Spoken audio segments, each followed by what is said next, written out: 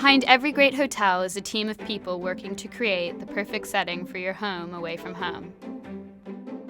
I'm going behind the scenes of the Ampersand Hotel in South Kensington to learn just what it takes. First off, I'm meeting Eugenia, the head of housekeeping. She's been working here for 4 years and has over 14 years of experience in hospitality. I realized I've got a passion for detail and that I like to see things in order, and I realized that's the job for me. So one of my favorite things about staying in a hotel is always getting in that perfectly made bed, and it's something I've never been able to replicate at home. So do you have any tips about how to make the ideal hotel bed? The main thing is to get the fresh and crispy linen from the cupboards to the bedroom, and then there is an art to make the beds. Pull together, 1, 2, 3. It's a full-on workout, squatting down while pulling and pushing the sheets into place. Oh, so we need to pull this out. Okay, yes, we need to do that. One hand in. Yeah. All the way down. Until you find your corner. Yeah. Here we are. We lift it up. Working in a pair makes this a little easier. Apparently, it takes a pro 5 minutes on their own.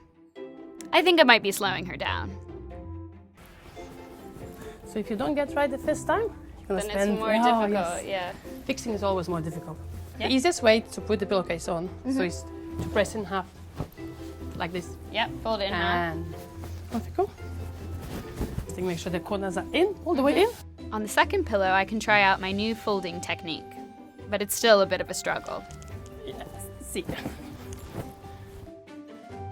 We have to push down firmly on the pillow so they stand upright. Yeah. Maybe best to let Eugenia show you how.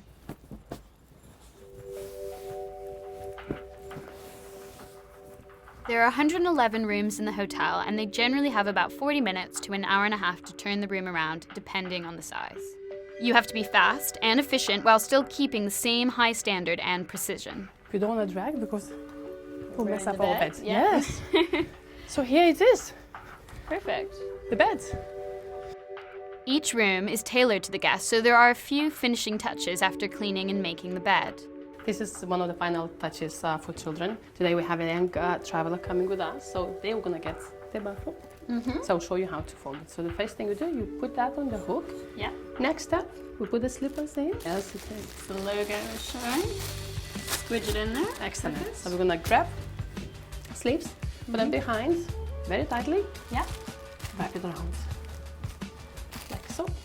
And finally, some welcome treats, including an Ampersand rubber duck.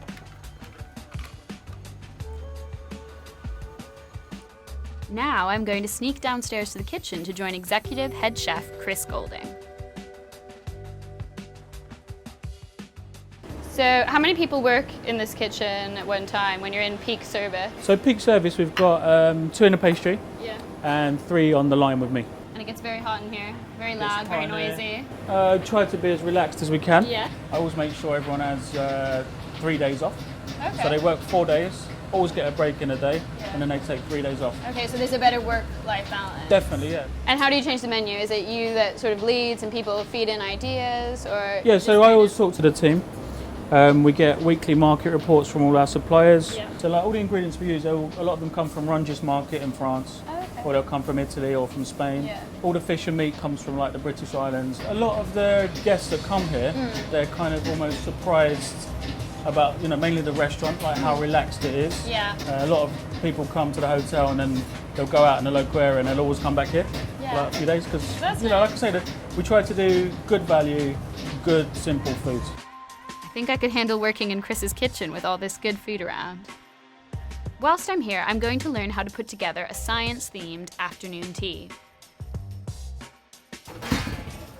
So the first thing we do is like get this scones in. So We take them and we put them on the tray. Yep. And it makes them nice and warm and toasty when they come out. until we are ready here to. How long do you put them in the oven for? 5 minutes. All the components are prepped in advance, and by the time the scones are warm, everything is plated up and ready to go out. How do I put it on? Just like that? Not a good enough one that I fix. There's a whole one. Yeah. Put it here. Yep. Little spaceship.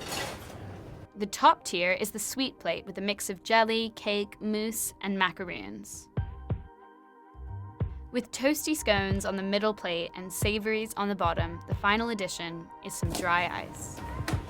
sketches.